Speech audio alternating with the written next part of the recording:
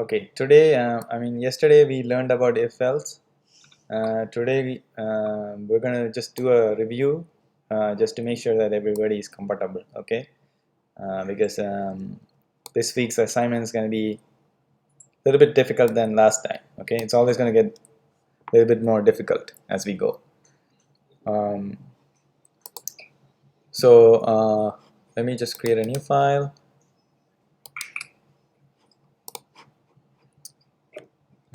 Just gonna say review. Yeah, we got it.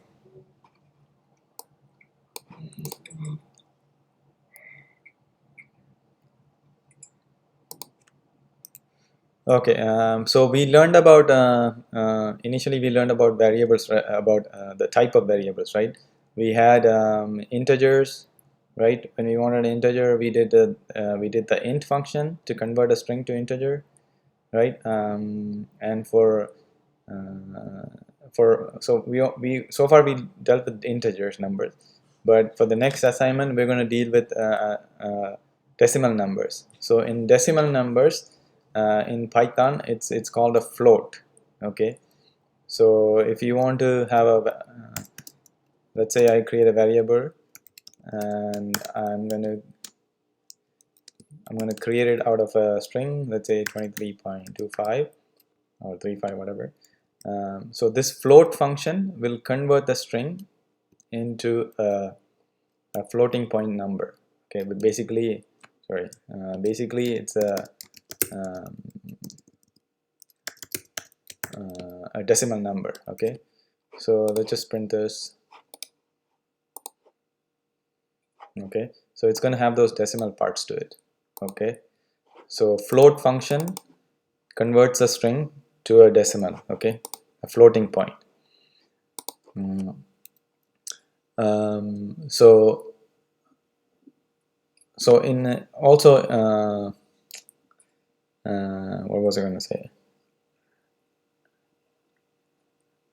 Yes, okay. So so let's also do a review on the operators, right? So arithmetic operators, we talked about plus, minus, division, multiplication, right? For now, those are good enough. So let's just do a review on that. So in Python, remember when we were writing a big program, like for example, this if-else practice, right? Every time we wanted to check something in our program, we had to run the program and we run it through to hit that specific line of code, right? So but when we have a big program, it just becomes like time consuming to run through that program again and again if you want to check for some condition. So in Python, Python gives you something called a REPL interface, okay? It's in that interface, it's basically right here. So if you see this Python console, if you click on it, so in this interface you can just type some snippets of code that you have and Python will automatically execute that. So you can see, for example, if you have some pieces of code and if you want to know how it's going to behave in your program, and you don't want to run the program because it's going to take you a lot of time, you can just quickly test it out here. So for example, the operators, if you want to check out how those works, let's say 1 plus 3, it's going to right away execute that statement and give you back the answer. Okay, so this is a handy place where you can test out bits and pieces of code right away without having to run through your program. Okay, so let's do a review on those arithmetic operators. So we know 1 plus 3, let's say 4 divided by 2, it's going to give us another number. So here something to note is that it didn't give me exactly 2, right? It gave me 2.0, right? Why is that? Is that Python, whenever you divide, it always creates a decimal number. That's just the way it works, okay? But if you multiply, it's going to give you an integer. But if you multiply by a decimal number, right, always going the resulting value is always a decimal number. Okay, So anytime you have a second operand, a decimal number, the result is going to be a decimal number. Or if you divide, it's automatically going to create a decimal number in Python. Okay, that's just something to be aware of. And the other operators, the conditional operators that we talked about. Who can tell me the conditional operators? You know what the conditional operator is? What is special about the conditional operator? They give you a Boolean variable output. Yes. And the Boolean variable, where do we use the Boolean variables? In if-else statements. Yes. So whenever we want to make a decision, we always make a decision based on true or false value. Okay. And those true or false can be derived from these conditional operators. So for example, let's say if I have 3 less than 4, what is this going to return? This is a conditional operator, right? True. True, right. So like the arithmetic operators, it always returns you a number, right? And whereas the conditional operator, it always gives you a Boolean. Caveat to that, arithmetic operator is like, for example, if you have a string, we know that if we add two strings, what does that do? It just concatenates. Okay, it just puts them together and creates a new string and gives it to us. Okay, that's just an exception. So conditional operators always gives you a Boolean. Okay, so what is this gonna give us? Is 4 less than 3? Inia, is 4 less than 3? No. So what will be the result of this conditional operation going to give us? False. Yes, it will give us false. Okay, good. And there are other conditional operators, right? Let's say less than equal to 5, it's going to give us true. And if we say 5 greater than equal to 4, Krishna, what is this going to give us?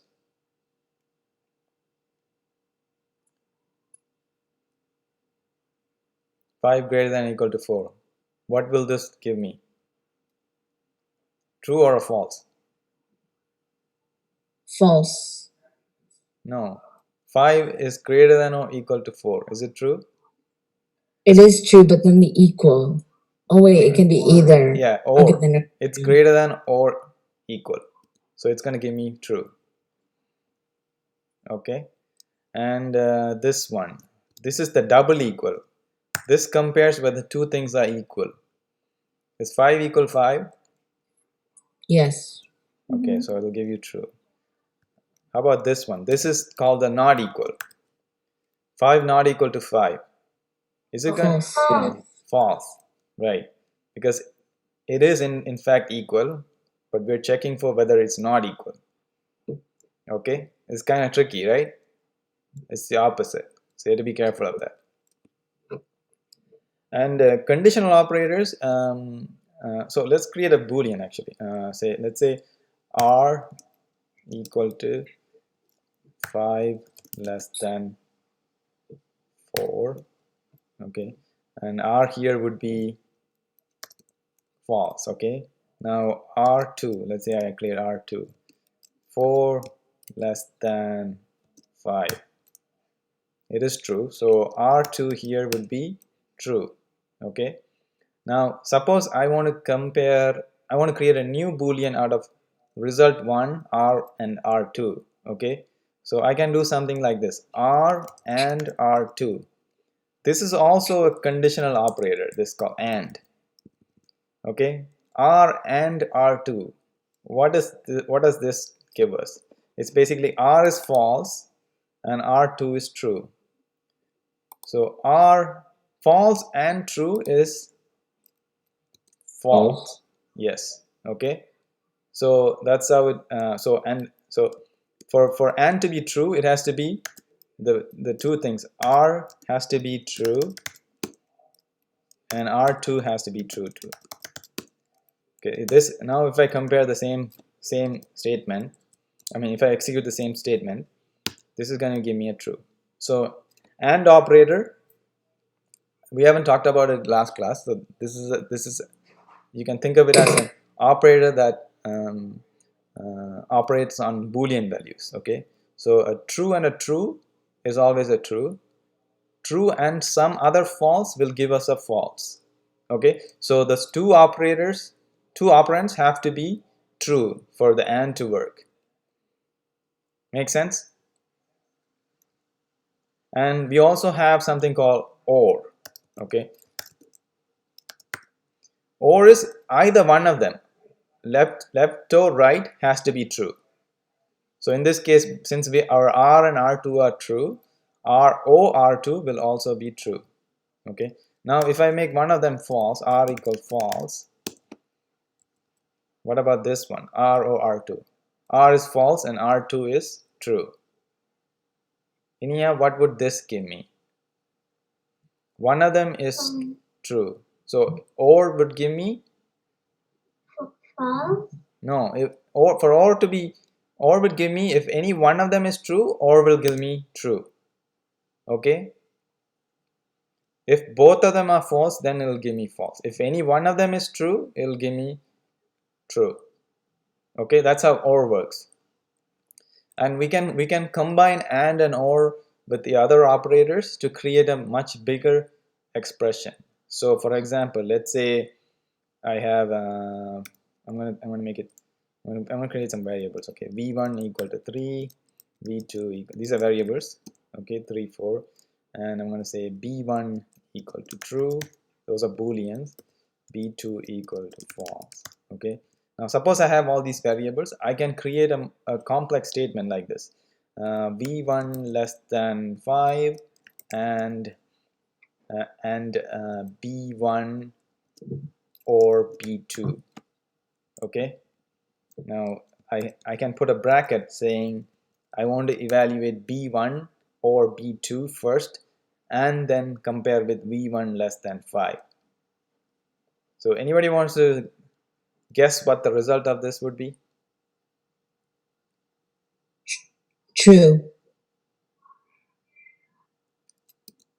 Yes.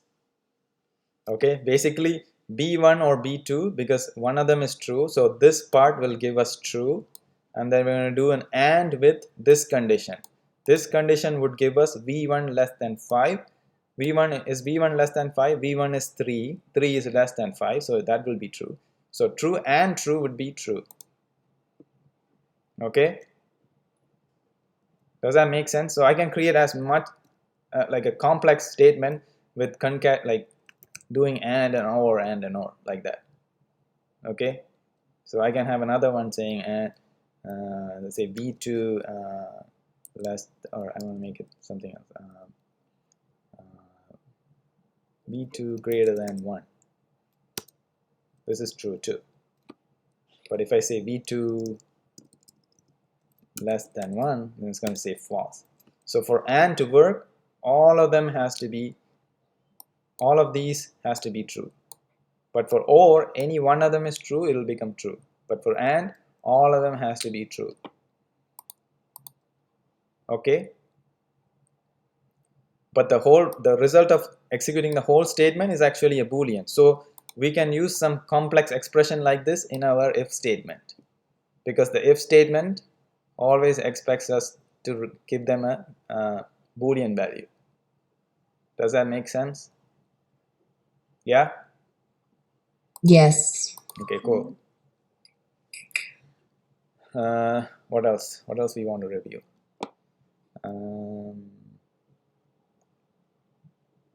Okay, so this Python console, it's a very like convenient way for us to execute some statements to see what the result would be. Okay, without executing our entire program. Okay, that's so whenever you're doing a large program, you probably want to test out your snippets in here just to make sure it's behaving the way you want it to behave in your program.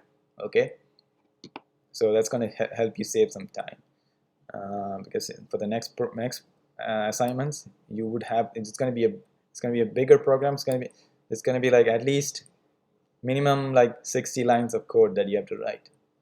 Okay, but don't get discouraged. You just break down the problem into small chunks and you can do it. Okay, what else do we want to review?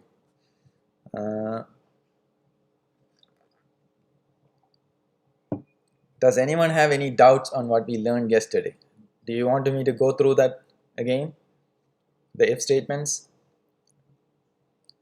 Inia? Yes? Okay. So let's look at the if else. Okay, we can do the snippets here. So let's say I have a condition. Okay, let's go back to the age. Okay, I have age equal to 5. Okay, and I can say age less or greater than or equal to 18. What is this statement going to give me? Inia? Age is 5. Is age greater than or equal to 18? No. Okay, then it's going to give me a false. So now I can use this condition. Let's assign this to a variable first of all. If I want to assign this to a variable, I say, let's say r1 equal to age greater than or equal to 18. Okay, so now r1 would be false. Okay, the same as this. Basically, I'm assigning the result of this to this variable called r1. Now I can use in my if statement, if r1, okay, because r1 is a boolean, then I can use it in the if statement. Okay, if r1, then I always have to have a colon, then I can say print you are eligible to vote. Okay,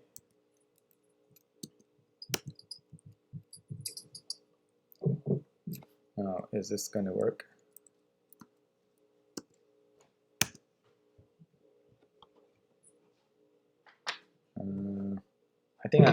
I don't think I can execute this statement in here. So let's just define a function is eligible.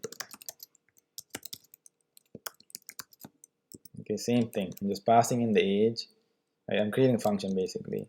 It's going to return age greater than or equal to 18. Okay, now I can just call this thing is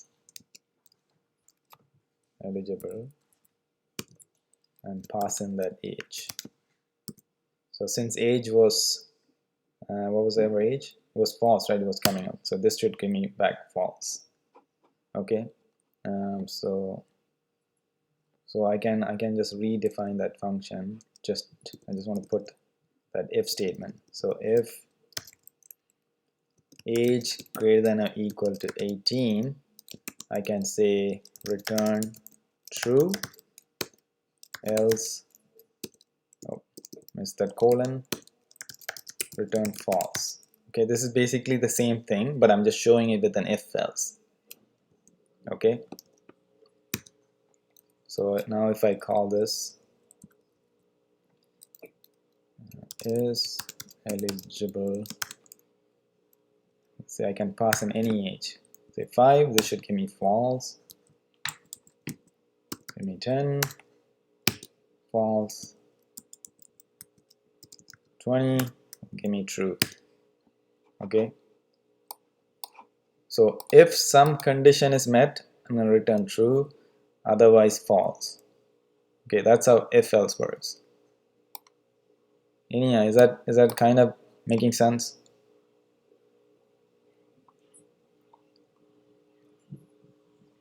Yes. Any other doubt on if else? So if I can look at the else if, right? We learned about else if, so I think it's easier in this case to go back to our example here. So okay, so if always, it has a counterpart else. Okay, not always, but usually if has a counterpart else. So if this condition is met, it'll execute this block, otherwise it'll execute this block. But you can also have let me create a new file.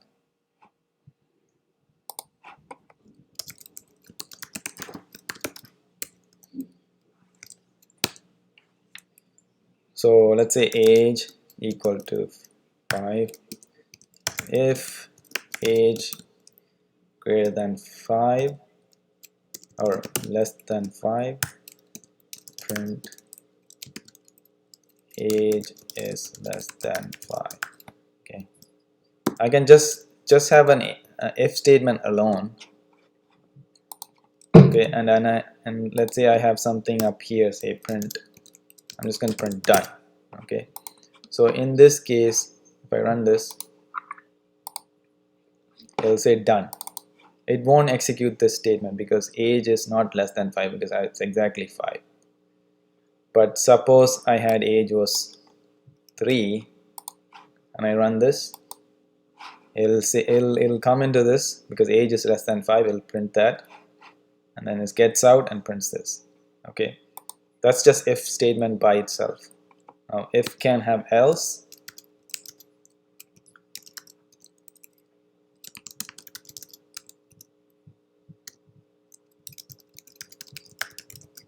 This is the opposite, not less than 5, right?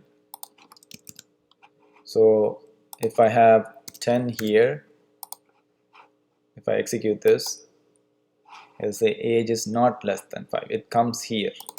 Okay, this part else, because it checks age less than 5. No, it's not, so it comes here. But if it is age is less than 5, let's say age is 3, then it's going to execute this statement because that condition is true. So if age 3 is less than 5, that is true, so it's going to say age is less than 5. Okay, that part of the block gets executed. That's how if else works. Okay, if can only have one else. Okay, but it can have else, elif, multiple elif, which is basically the same as this. Let's say I can come here.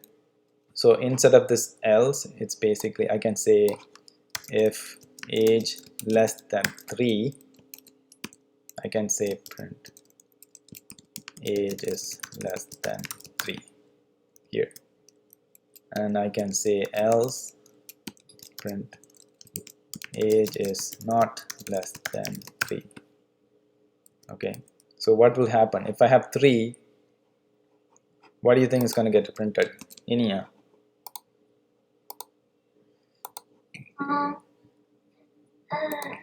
So let's just run through this. It's 3, right? Is 3 less than 5?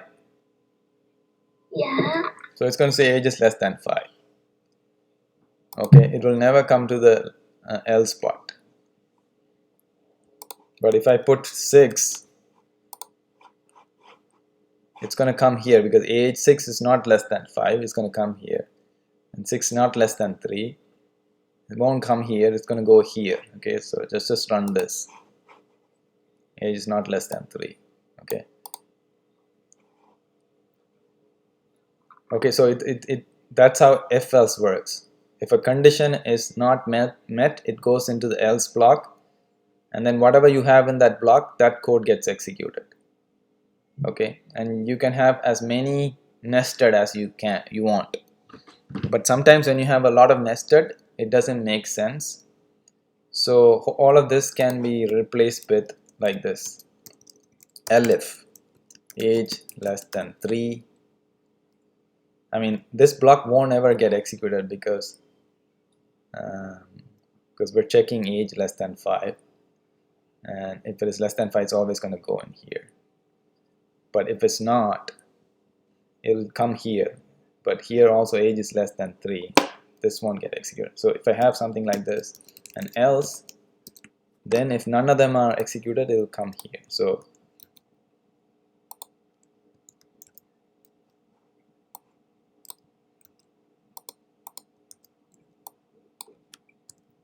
in this case, we have 6 less than 5. No, it won't get executed. It will come here.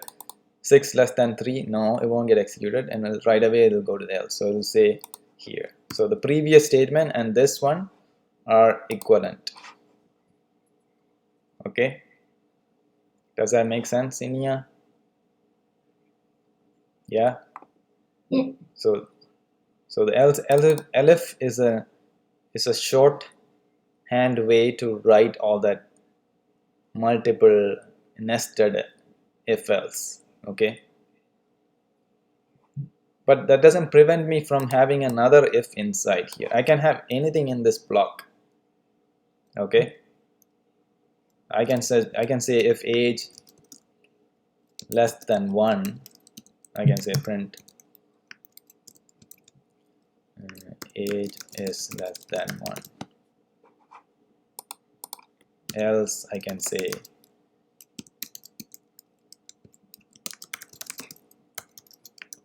age is not less than.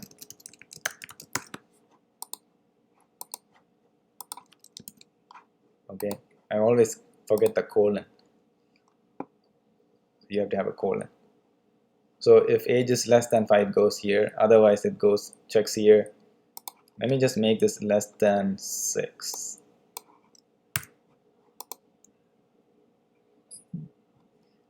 So as the way that we have written, it will never get this part would never get executed, for example, because for any age, let's say if I put like 1 or 2, age is less than 5, it'll just always go here. Okay, it'll never come here because this condition is already checked up here, kind of, right? Because the value that we provide, you know what I mean? But what I'm trying to say is that the if else can be nested. Okay, Bailon, are you okay with this? You're understanding this? Yes. Okay, Vaishna.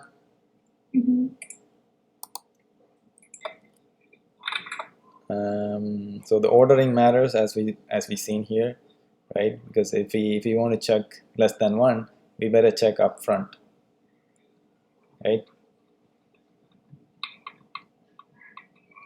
Because as soon as any one of the condition is met, it's going to go into that block. Okay. Okay. What else?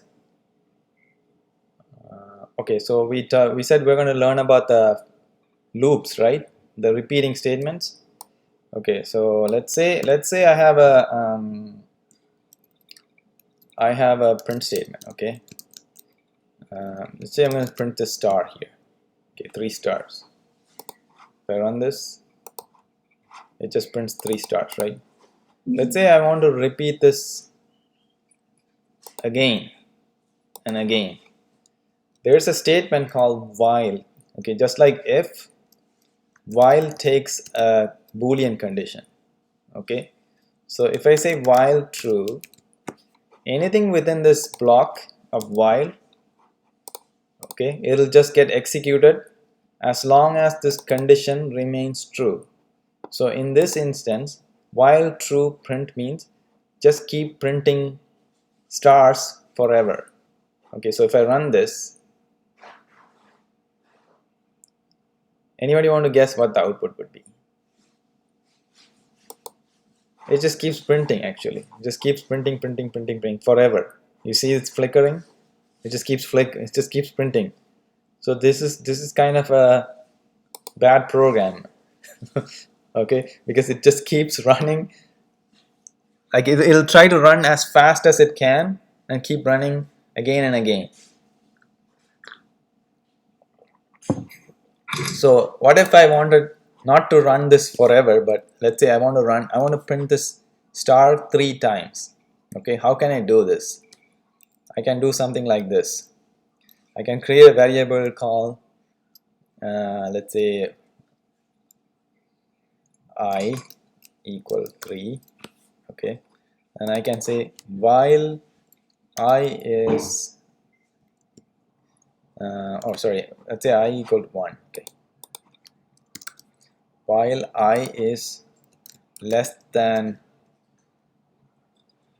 3, let's make this I 0. I said I want to print it 3 times, right? And so when I'm initially checking this condition, is I less than 3? Vaishnav? Yes. Okay. Yeah, I is less than 3. So when it's true, then only this statement gets executed. Okay. So it is true. So if I have this, what do you think the output is going to be? Same thing. Same thing, right? It just keeps on correct. So now how can I make it such that it only executes 3 times? I can in this block I can change I to be I equal to I plus 1, which means I increment I by 1. Okay, so now every time this block gets executed, the I variable gets incremented by 1. Okay, so are you guys following me? Yeah. Okay. Yeah. Yeah. So now what do you think this program will do? It will print the stars in 3 different lines. Yes, 3 times. It's going to basically this statement, this block gets executed 3 times. Okay, so if I run this, Why 3?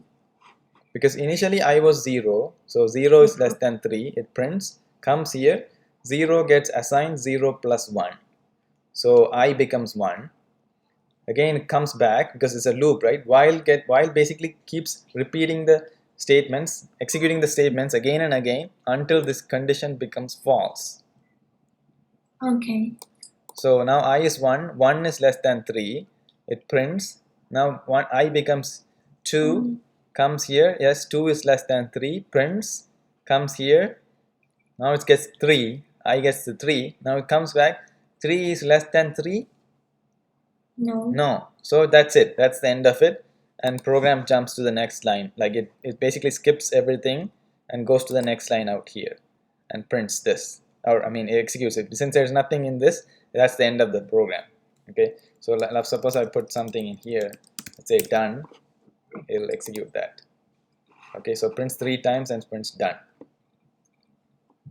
Okay, so that's how you create loops in your program. So just like the if, while takes a boolean value, okay, or the result has to be a boolean, okay, and this gets evaluated again and again until this condition returns false. Okay, if the condition doesn't return false, it's just gonna, every time it's true, it's gonna keep executing again and again. Okay, sometimes you have a bug where you expected the condition to become false, but it never becomes false, so your program gets stuck in this loop. That could become a bug. Okay, one way to debug those things, remember debugging, I can put a breakpoint here and I can execute this, so we can clearly see what's the behavior is. Okay, so right now I is 0, so it entered this loop in 0 is less than 3, and now it's going to print that out. If I step through this, it prints 1 time, again it comes back, right? So if we look at the debugger, we can see the I is, oh, we haven't executed this, it's at this statement, so 1 more time, so I gets incremented to 1, then it's going to check 1 less than 3, yes, right? It comes, prints, if you look at the console, second time it's printed, right? Now I gets incremented, right? I is 2, 2 is less than 3, again it's going to come to this print, it gets printed, so you can see third time it gets printed, right? So now next time I gets incremented to 3, now it's going to check is 3 less than 3, it's going to return false, and it's going to go right to this statement. Basically it's going to skip all this. So if you do this, next it goes right here. Okay, it gets skipped. Okay. So we can see after that, if I execute this line, it prints the done, and that's the end of the program. Okay, so that's how loops works. Okay, in Python there's 2 kinds of loops, but for now the while loop is what you really need to focus on. Everything can be done with the while loop.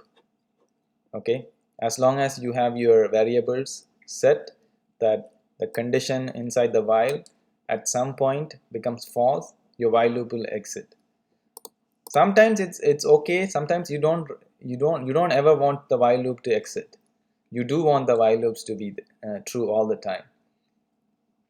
Okay, say for example, let's say I create a file, I create a program, say I want to create a calculator type program. Okay, I want my program to always keep running, and I want to enter some values, okay, say some numbers, and my program will accumulate those numbers and sum it up, and it's always going to give me what the sum is. Okay, so basically I want to add up as much numbers as I want. Okay, I don't want the program to ever stop.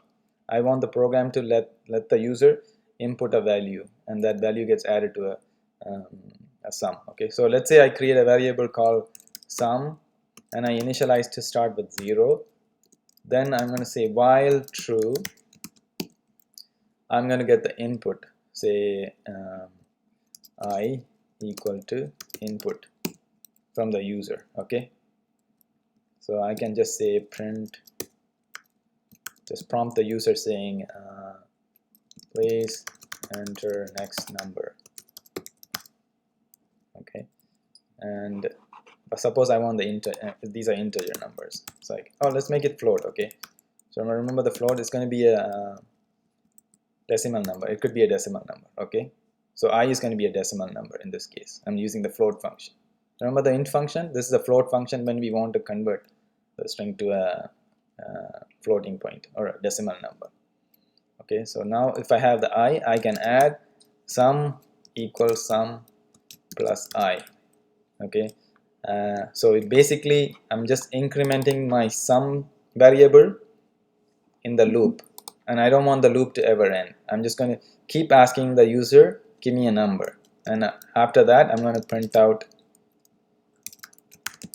current sum equal to another thing with print statement, you cannot concatenate a number with a string. So if you want to print out a string and a number, you can put a comma. Okay, basically this print statement can take any number of arguments, 0 or many, and every time if you want to separate it out, you just have to put a. Okay, the Zoom meeting ended, so let's just connect back. Yeah. Okay, so as I was saying, while loop, we were trying to create a program where the user is going to enter some numbers, and the program is going to keep a sum of it, right? And at the end, it never ends. It just keeps going forever. Okay, that's the program.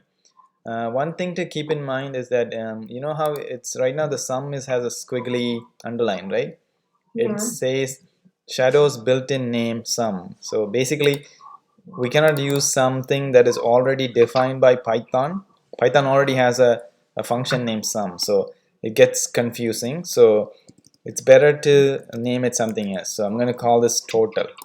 Okay, and total is something that is not defined already, so we can use that. So that's something to keep in mind. Okay, so let's run this program. So it's going to say enter a number 3, and it's going to say current sum is 3, and it keeps asking us for the number. Say 4, so now it's 7, 6, 13, 20. Okay, so sometimes we want this loop to go on forever. Okay, but at least it's not executing like what we had when we were printing out the stars. It had nothing to stop on. It just kept printing the stars all the time, right? Whereas when we have an input, it's actually stops execution. It's waiting for something. In this case, it's waiting for the user to enter a number, right? So in that case, it's okay because the computer's not like going crazy. It's like it's controlled. You know what I mean? So in this case, we do want this type of while true. And in other places that you will see this kind of while true is like when we program games. Okay, because you want the game to keep running, right? So a lot of cases where we use this while true. Okay. So anything on this while loop? Anybody not clear on anything? How the while loop works?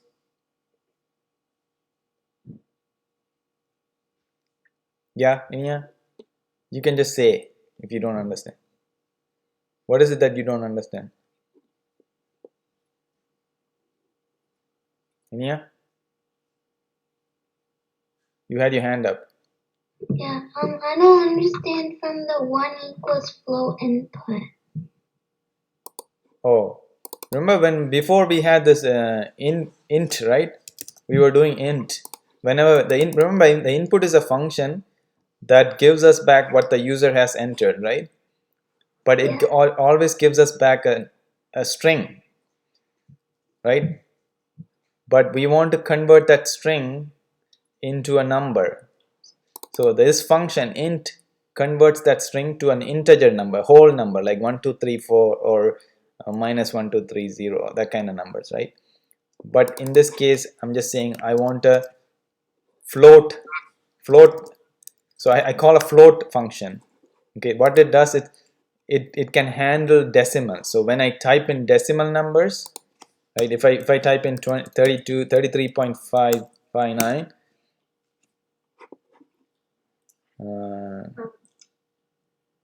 why does it say that? Could not convert string to float. Sorry, oh, I think I typed in something. So let's say, right, it can handle whatever the floating numbers, okay, decimal numbers, in addition to the integer numbers.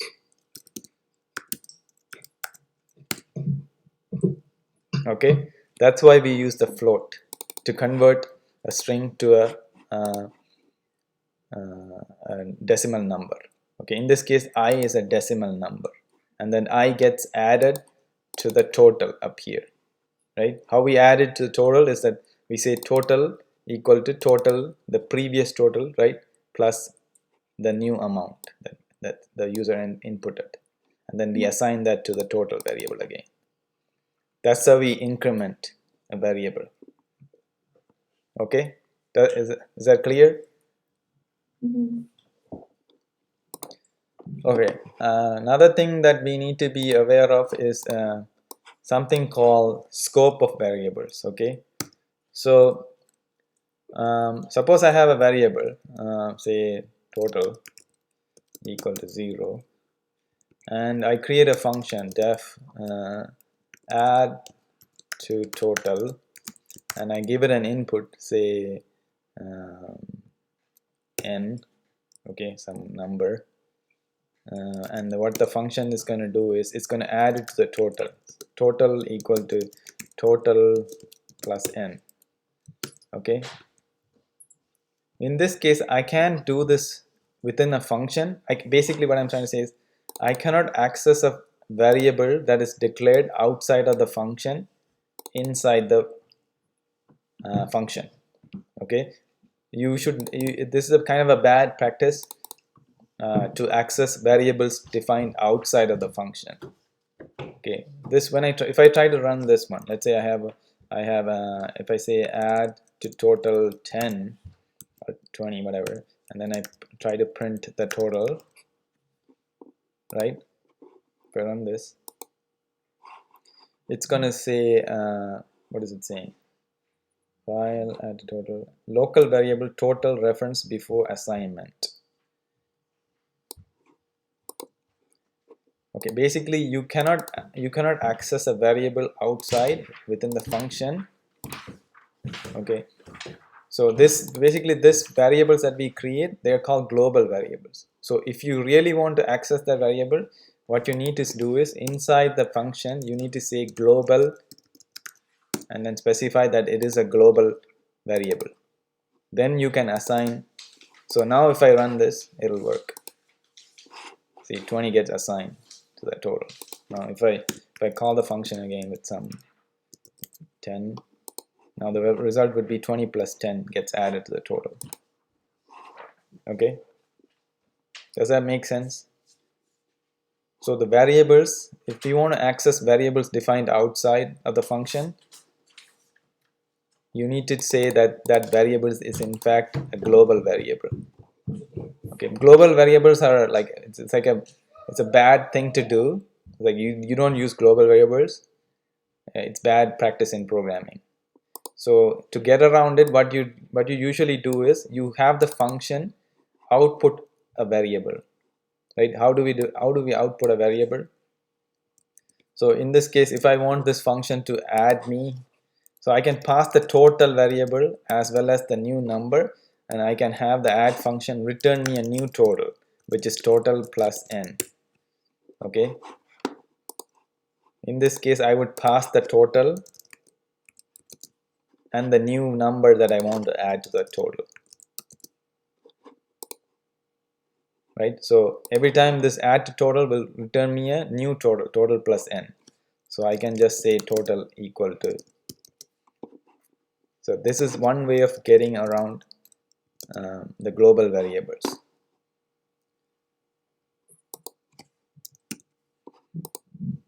Okay, does this make sense? Basically, my function, I pass the global variable as a parameter, right?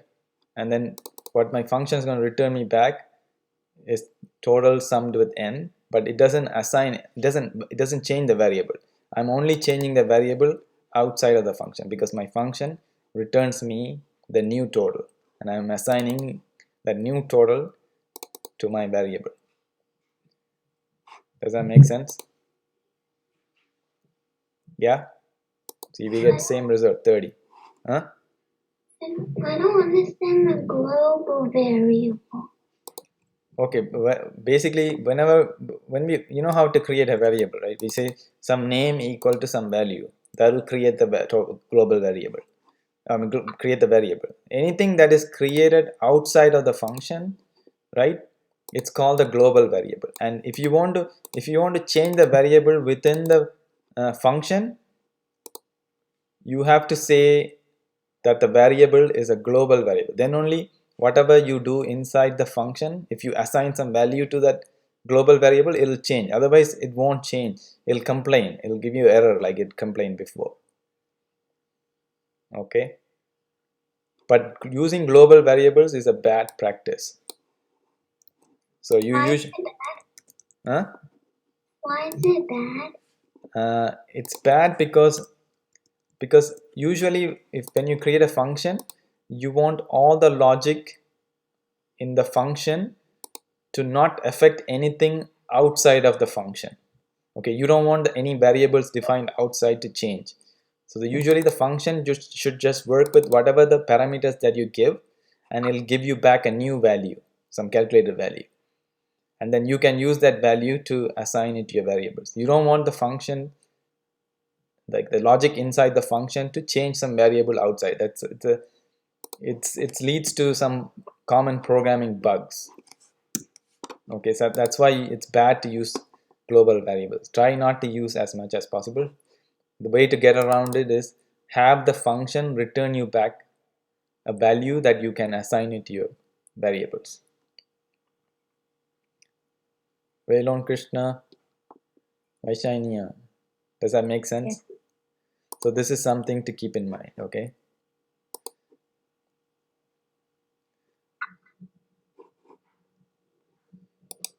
I should have named this differently. Another thing is, let's say I'm going to create some scope. This is actually called the scope of the variables, okay, this global variable. So let's say I have a function, say add, and create def add. It takes in two variables, parameters a and b, and it's gonna return me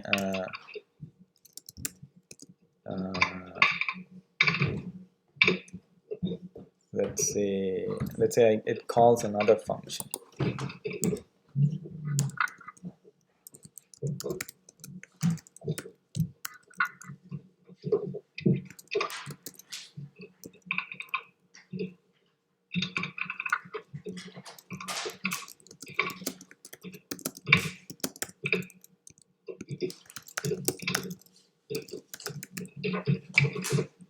And inside this function,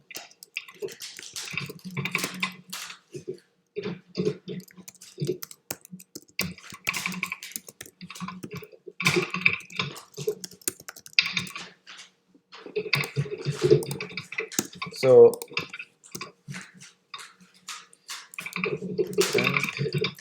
add 3 5. Okay, so here here's another scenario, okay, where I have the variable called total defined within two functions. Okay, But the thing to remember is that so the total is not a global variable, first of all, because I have not defined any variable called total outside.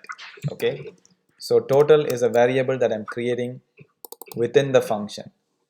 So whenever I have a variable within the function, that variable is not visible outside.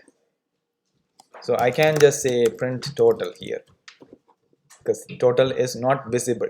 So basically any variable that you create within the function, that is not visible outside the function.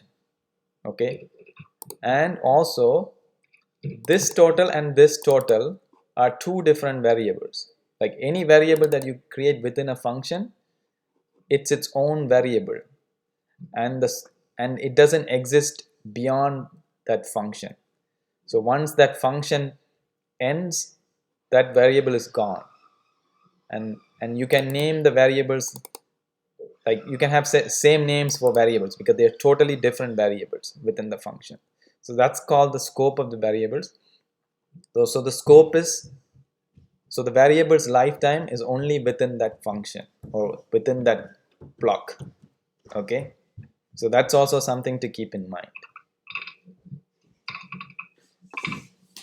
Okay, because when you create these variables, you might think, oh, I created one in this function, why can't I see it outside of the function? Because a function, remember, function is like a black box, right? Remember when we talked about it, you give something and you get something out of it, but you can't see what's inside the box from outside. Okay, that's the key concept. Okay, so anything that you create within that box, it stays within the box. Okay, you can name it whatever you want, you can have the same name from one box to another box, right? But it's not visible outside, and that's why using global variables is also a bad thing, because if you imagine a function as a black box, the black box cannot see outside of that box. Like it wouldn't make sense for you to access a variable outside of the box. You have, if you want it, you have to pass it as an input. Make sense? It keeps your code clean. So that's why, right? You understand? Does it make sense? Yeah. Yeah. Inya, does that make sense? Yeah. You have to think of the box. You have to, so any function, you have to think of it as a black box. You give it an input and gives you back out, or more than one input. Okay, 0 or more inputs you can give it, gives you back one output. And what it does inside the function, it's magic. Okay, you can think of it. Nobody knows what it does. I mean, you just have to think like a black box. Okay, and it should not access anything outside of the box to do something. It should always work on something that you give it as parameters. Okay, so yeah, and also what is it? Yeah, that's about it. So that's what's called the scope of variables. Okay, and global variables are bad practice. You should not use them unless it's totally necessary. Like usually you can get around it. Okay.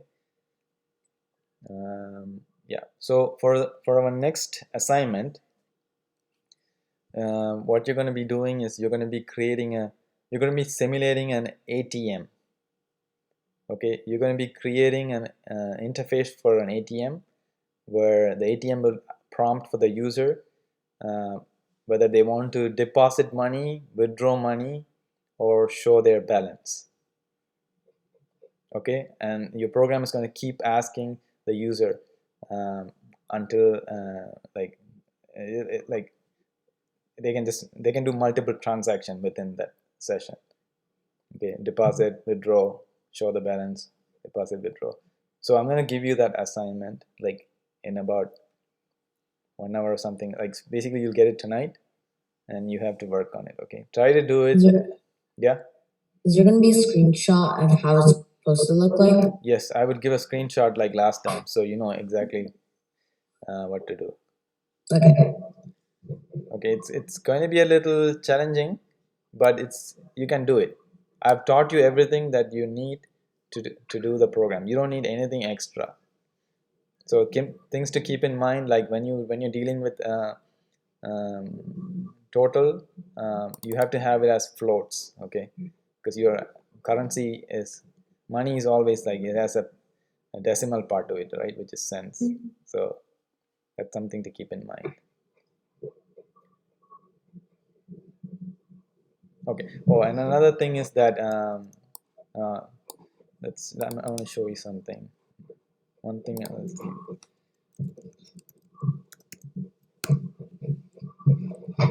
Let's go back to the Python console. Okay. So let's say 0.1 plus 0.1. What is this result should be?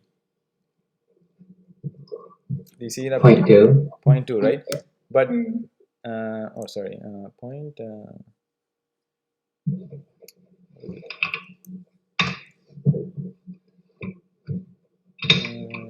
Give me 1 second. Give me 1 second, okay? Let me just check something.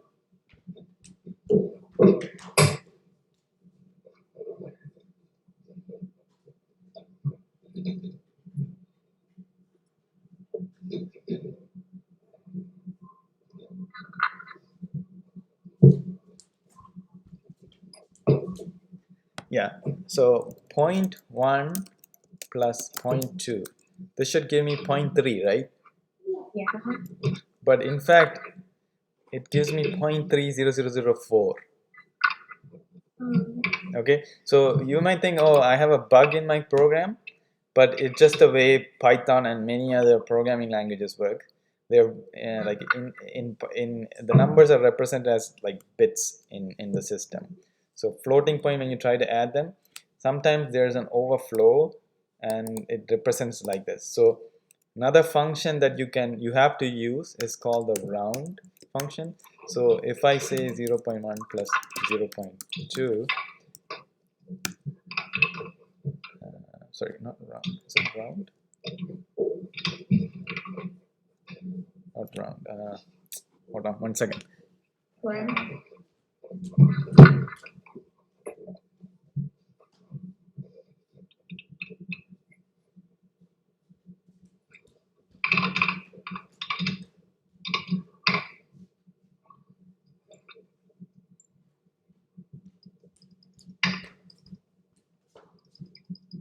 Yeah, it's round function, but you have to specify how many decimal points that you need to round to. So you have to pass in 2 arguments to it, okay? So one is the one that you want to round to, the other one is how many decimal place that you want to round to. So if I do this, then it'll give me the right answer, okay? So this is a function that you have to use in your next assignment whenever you add two values, okay, 2 decimal numbers. Why did you put the comma and then the 2? So this is a round is a function that takes 2 inputs. One is the value that you want to round to, and how many decimal places that you want to round to. Okay. So here, if I say round like 3.2234, and I say I want to round it to 2 decimal places, the output is 3.22. Or if I give it 3.26, here the output would be 3.23. Okay, basically it's rounding to 2 decimal places.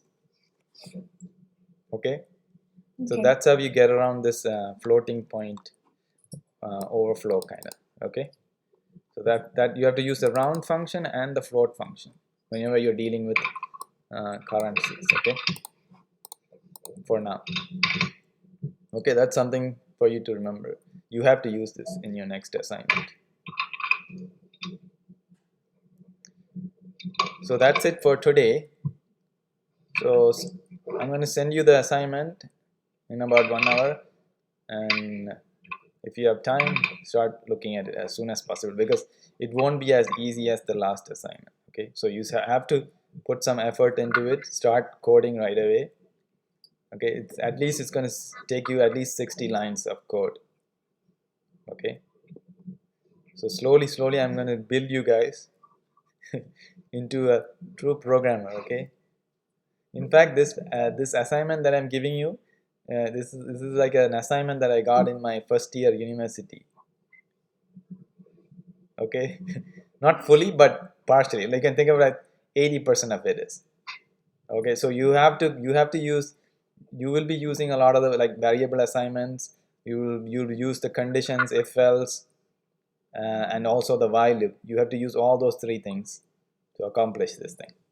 Okay, so think of everything that I taught you, and I have full faith that you're going to be able to do this. Okay. This is our first true test. Okay. All right, good luck, guys. Okay. Okay. Okay. All right, bye. Bye. Bye. Bye. Bye.